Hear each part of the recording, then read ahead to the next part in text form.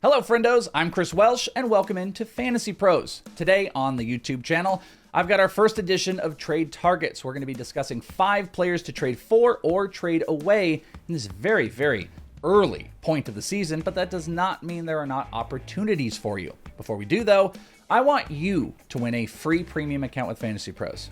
Yeah, you. Exactly, you. I want you to take this home. All you've got to do, listen, is subscribe and then comment.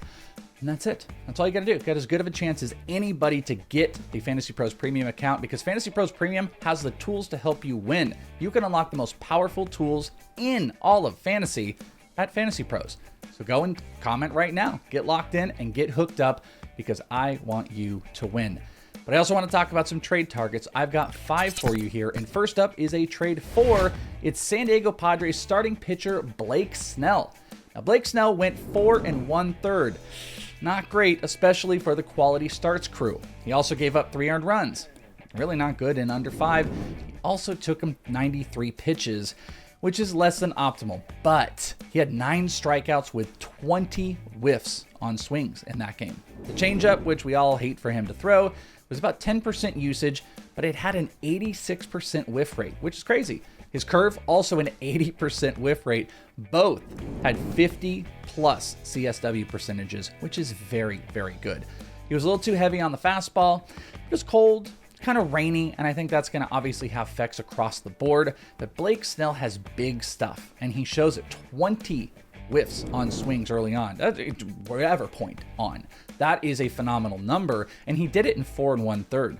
So if he can get together, obviously we can also get out of the cold weather, good things are going to come.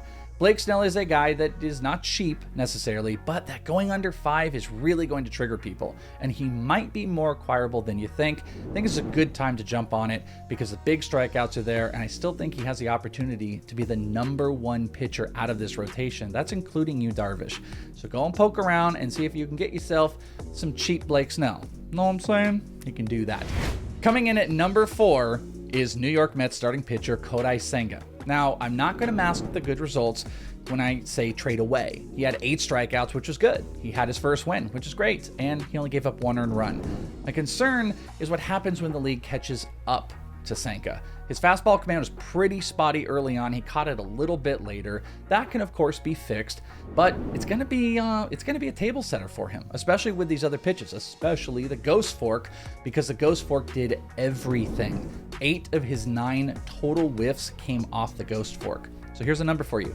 58 of his 88 non-ghost fork or fork pitches, if you will, induced only 1 swing and miss.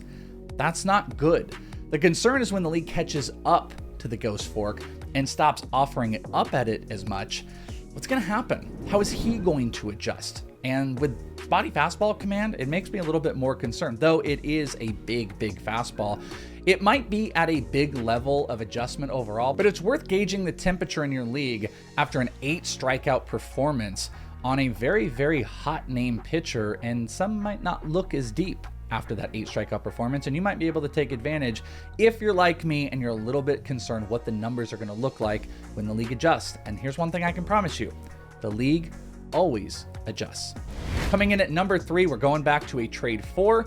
We're going to Philadelphia. Philadelphia Phillies third baseman, maybe sometimes even first baseman, Alec Bohm. Bohm has been hitting the ball hard while finding good early results, which you love to see.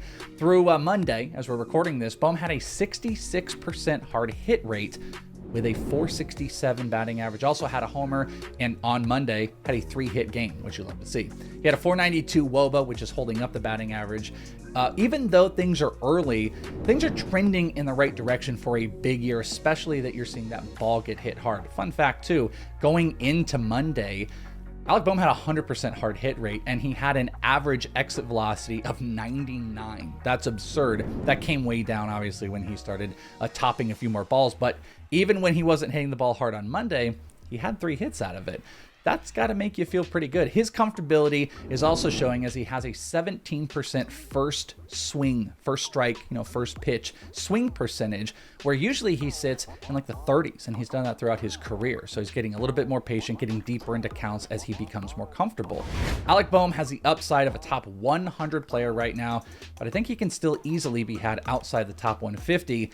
People have not caught up, but I think you should, and you should poke around, and I think you can get him for pretty cheap. Go try to get yourself some Alec Bohm. Why not? It's not going to hurt you, and it's not going to cost too much. Coming in at number 2 is San Diego Padres shortstop Xander Bogarts. Xander's someone I actually kind of liked in the preseason.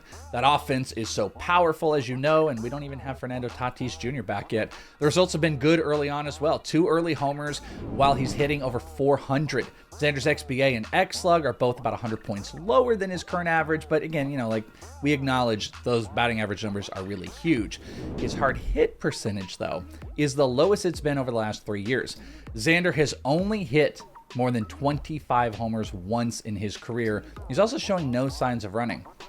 Take all those things together, low hard hit percentage, and the fact of what the trajectory of what he's always been in the homers, and maybe the stolen base department, especially with all the stolen base numbers up, it doesn't give me crazy optimism that he's going to break the mold and be a top 5 catcher. So that's why I want to check in with the league and see if someone's willing to pay kind of a premium shortstop price on him, because shortstop hasn't been as fluid as everybody thought it was in draft season. This is one of the best offenses out there. So you should check in, and maybe you can bolster your lineup with another position, or maybe you can snag a twofer. Masataka Yoshida and maybe a relief pitcher. I think that's more than fair if you can pull it for Xander Bogarts. I would give it a shot and go and check in right now. And coming in at number 1, my favorite trade target is Minnesota Twins starting pitcher Pablo Lopez. A lot can be made about small sample sizes, my friends. We've got to be careful for the good or the bad, whichever direction they end up leaning, but we've also got to at some point end up taking our shots with these players. And Pablo is the one I want to do that with early. In his first start, he was able to strike out 8 in 5 1/3. What was the most impressive thing about that was the fastball velo had an increase of around 1.5 miles. So 93.5 last year, over 95 in this start. The other added addition was his sweeper. He's throwing a new pitch. This sweeper accounted for 22% of the pitches he threw, and it had a 72% whiff rate, which is really, really great. Now, the book is going to get out. The league is going to catch up. They're going to understand the shape. They're going to know what this is all about. But he had the confidence. The results were there. And what we really, really wanted were the changes. Those were there as well. Pablo was a really late pitcher added to most rotations, so I don't think the cost is going to be something where people are holding on. It's not like Reed Detmers, who wasn't the best in his first start. But, Reed Detmers had all the buzz. Jeffrey Springs had all the buzz. Pablo Lopez did not have all of the buzz. In fact, there's a lot of people that are just not in on the Twins in general. So I think he can come at even fair market value, and I think that's still a discount. I think there's a lot of upside still. I'm going to go poke around. I'm going to try to get Pablo Lopez, whether he's an additional added piece or I can just get him on the cheap, maybe moving some other depth, because I think what he's showing is the potential to get back into that Pablo Lopez we remember in the past, which could be a top 25 SP. So go and poke around, my friends. It ain't going to hurt you. And there you have it. 5 trade targets for you to trade for or trade away. Whatever you want to do or whatever situation that you're in. Who do you think we should be looking at trading? I know you guys have got names, so let's hear them below. Comment in the comment section. You'll even have a chance to win a premium account with FantasyPros. But make sure you're subscribed so you can get all these videos. You can get the trade videos as well as Joe Pisapia's waiver wire ads video, which is going to be coming out later this week. Why would you not want to miss any of those? You don't want to miss any of those. That's why. That's exactly why. You can find me, The Welsh, on Twitter at IsItTheWelsh. And if I don't see you on Leading Off, I'll see you right here on the FantasyPros YouTube channel. Until next time, my friends, go make some trades, and may your trades be bountiful. Goodbye.